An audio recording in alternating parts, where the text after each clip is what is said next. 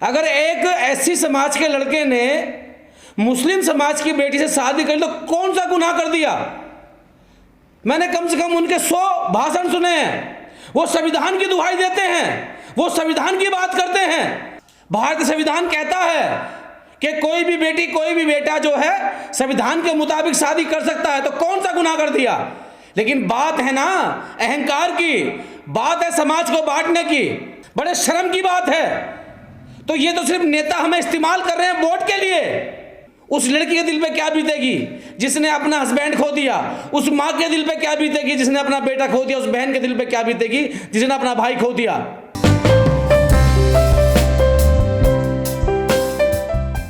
देखिए, ये बड़े दुखद घटना है और उसके साथ साथ ये बड़ी शर्म की बात है कि तेलंगाना प्रदेश हैदराबाद, जहाँ से उस दिन ओवैसी आते हैं, IMIM के पार्टी के राष्ट्रीय अध्यक्ष आते हैं, कि मुस्लिम समाज में हम कौन सा भाईचारा पैदा कर रहे हैं? हम लोग बात करते हैं सिर्फ राजनीतिक मंचों पर कि रोटी बेटी का रिश्ता तय करें, हम बहुजन समाज की स्थापना करें, तो फिर हम लोग कौन से समाज की स्थापना कर रहे हैं? हालांकि अपराधी पूरी समाज से ताल्लुकात नहीं रखता, अपराधी अपराधी होता है, लेकिन कम से कम हमारे मुस्लिम कम्युनिटी में जो पढ़े लिखे लोग हैं, जो नेता हैं, जो वोटों की बात करते हैं, खासकर उस दिन ओवैसी साहब जो हैं, वो कम से कम अपने समाज को, अपने ज़िले में ये तो समझाएं कि दलित भाईचारा कैसे बढ़ेगा। अगर एक एससी समाज के लड़के ने मुस्लिम समाज की बेटी से शादी कर ली तो कौन सा गुनाह कर दिया? मैंने कम से कम उनके 100 भाषण सुने हैं। वो संविधान की दुहाई देते हैं, वो संविधान की बात करते हैं, लेकिन क्या उन्होंने अपने जिले में कभी संविधान को घर घर बांटा? कभी संविधान की उन्होंने जो है संविधान को पढ़ाने का काम किया? जब तक हम रोटी बेटी का रिश्ता तय नहीं करेंगे, भाईचारा नहीं बढ़ सकता। भारतीय संविधान कहता है कि कोई भी बेटी कोई भी बेटा जो है संविधान के मुताबिक शादी कर सकता है, तो कौन सा गुनाह कर दिया?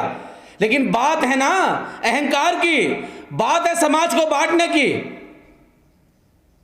जब उस लड़की ने संविधान द्वारा कोर्ट मैरिज किया और वो ब्याह करके अपने परिवार में गई, तो उस लड़के की हत्या कर दी जाती है और ओवैसी साहब का एक बयान नहीं आया।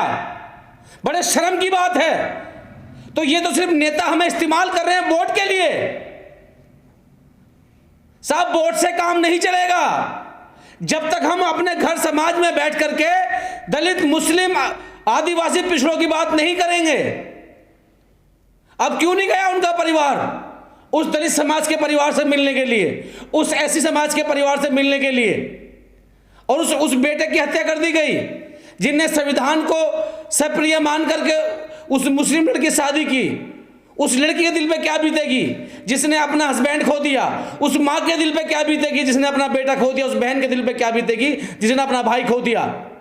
अब मेरे गुजारिश है मुस्लिम समाज के लोगों से, अगर आप लोग भाईचारा कायम करना चाहते हैं तो उस परिवार के साथ खड़े हों जिस कम्युनिटी से वो ऐसे समाज का लड़का आता है। ना तो फिर आप में और ब्राह्मणवाद में क्या अंतर है? मनुवादी लोगों में क्या अंतर है? फिर आप लोगों में हमें तो वो भी मार रहे हैं और आप भी मार रहे हैं। नहीं, अगर यही लड़की किसी ब्राह्मण लड़के से शादी करती तो क्या उसकी हत्या होती? ये तो मैं आपको बता सकता हूं। अभी बीजेपी के ऐसे कितने नेता हैं जिनमें मुस्लिम समाज की लड़कियां भी आई हैं और बीजेपी की लड़कियां मुस्लिम समाज के भी आई हैं, एक भी किलिंग नहीं हुई। तो फिर जातिवाद का फर्क हुआ नहीं हुआ कि अगर वो लड़का एससी कास्ट से है तो आपत्ति हुई, वही लड़का किसी अपर कास्ट का होता तो आपत्ति नहीं होती। तो मेरा सभी मुस्लिम वर्ग से यह कहना है कि आप लोग अपने समाज, अपने घर परिवार में संविधान को पढ़ें, संविधान की बात करें, सिर्फ मंचों पर दुहाई ना दें। और खास करके उस दिन ओवैसी साहब से मेरा कहना है कि आप हैदराबाद से आते हैं, आपकी नाक के नीचे ये निसंहार हुआ है। अगर आप लोगों ने अभी कोई एक्शन नहीं लिया तो किसी मंच पे मत कहना जा करके कि जय भीम जय भीम, किसी मंच पे मत बात करना दलितों की। मेरा कहने का मकसद पूरे मुस्लिम समाज को नहीं है, लेकिन आप उस समाज की अगुवाई करते हैं तो ऐसे समाज के दर्द को बांटने के लिए ओवैसी को जाना चाहिए हैदराबाद, उस परिवार के आंसू पूछने चाहिए। जब तो हम मानेंगे कि आप सत्य के साथ हैं, संविधान के साथ हैं और मानवता के साथ हैं। अगर आप नहीं चाहते हैं तो आप भी जो है कम से कम जातिवाद, फिर तो आप लोग जातिवाद को बढ़ावा दे रहे हैं। क्या गलती थी? मैं ऐसे सैकड़ों नाम गिनवा सकता हूं जो हमारी मुस्लिम समाज की बेटियों ने अदर समाज के लड़कों से शादियां की हैं और एक भी हत्या नहीं हुई है, क्योंकि वो अपर कास्ट के लोग हैं।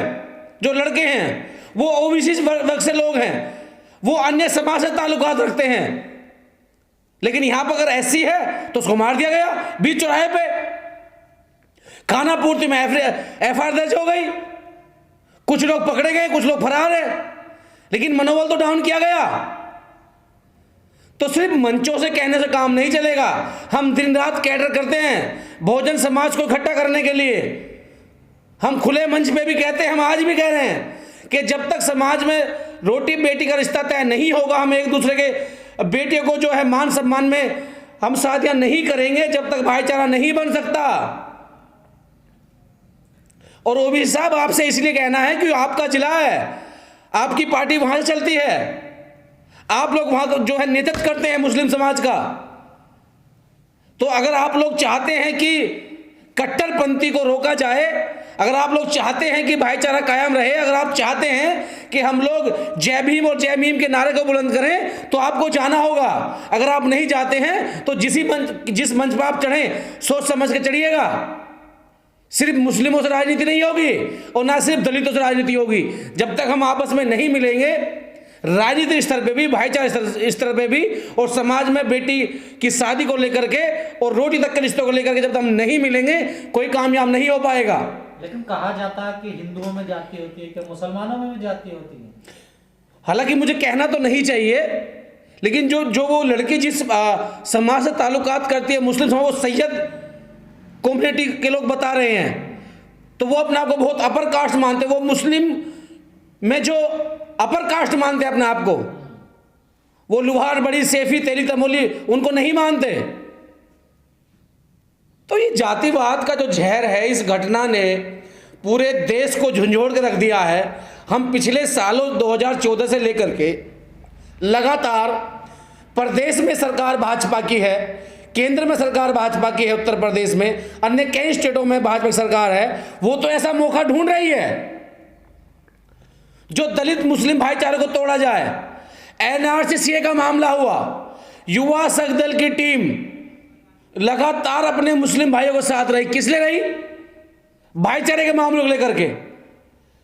अभी कई मामले ऐसे निकल कर आए हैं जहां पर मुस्लिम समाज पर अत्याचार किया जाता है। हम खुद उनकी मदद करने गए हैं, युवा संघ दल उनकी मदद करने गया है। हम इसलिए नहीं गए कि वहां कोई कट्टरपंथी है, हम इसलिए गए हैं कि समाज में भाईचारा कायम किया जाए। तो पुनः मैं एक बार फिर वापस कहता हूं कि पूरी कम्युनिटी को तो बदनाम नहीं किया जा सकता, लेकिन जिस लड़के ने उस घटना को अंजाम दिया है, जिसने वो एससी समाज का लड़का मारा है, जिस एससी समाज के लड़के ने शादी की थी मुस्लिम लड़की से, वो अपराधी है, वो गुनहगार है। लेकिन मुस्लिम समाज के उलेमाओं को, मुस्लिम समाज के नेताओं को, मुस्लिम समाज के जो नुमाइंदगी करते हैं, उन सबको उस परिवार के साथ जाना चाहिए जिससे कि भाईचारा कायम रहे। ना तो फिर वो दिन दूर नहीं है, दलित समाज अपने आप को किनारा कर लेगा, फिर पिटते रहना, इधर मुस्लिम पिटेगा, इधर दलित पिटेगा। और भाजपा ये चाहती है, जो देश को तोड़ना चाहते हैं, जो देश की कुछ ऐसी ताकतें हैं जो भाईचारा विश्वास नहीं करते, उनको जो है मौका मिल जाएगा। तो मेरा आग्रह है उस दिन ओबीसी परिवार से कि उस परिवार के जो ऐसी समाज का लड़का, उसके आंसू पूछे जाएं, उसकी मदद की जाए। लेकिन ओवैसी तो दलित वंचितों की बात करते हैं, पूरे चुनाव में रैलियों में मंच पर पीछे लिखवाया दलित वंचितों की आवाज, अब क्यों नहीं बोल रहे वो? तो मैंने कहा ना कि सिर्फ मंचों पर लिखने से या जय भीम कहने से भाईचारा नहीं बनेगा। आपने हर मंच पे संविधान, बाबा साहब, दलित की बात करी है, लेकिन आपने आज इस घटना पे आप क्यों नहीं बोले? उनके जिले की घटना, उनके नाक के नीचे की घटना है। तो क्या आप जो है ये तालीम दे रहे हैं? ये भाईचारा बनाने के लिए आप जो है उनमें जो है इस तरह का जो माहौल पैदा कर रहे हैं?